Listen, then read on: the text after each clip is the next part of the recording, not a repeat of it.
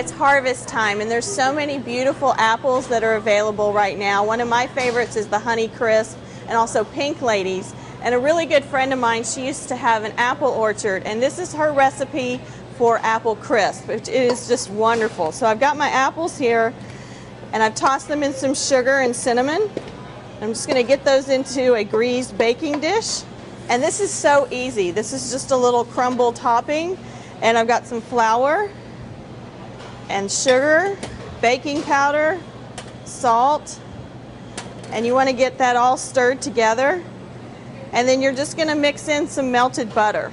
So she used to own an orchard in Illinois, and they grew all sorts of different apples and all varieties, and harvest lasted about August through November.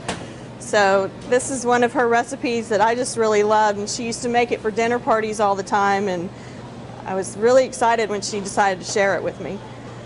So then you get this over the top, and you just want it to be a crumbly mixture, you know, little chunks like this.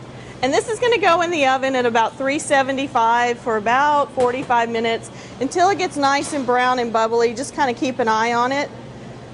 And then to help it brown some, you're just going to take some milk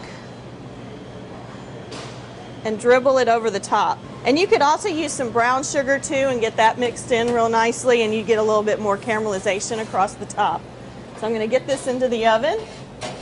And then over here I have one that's already made, and you can see how the top gets nice and brown and caramelized.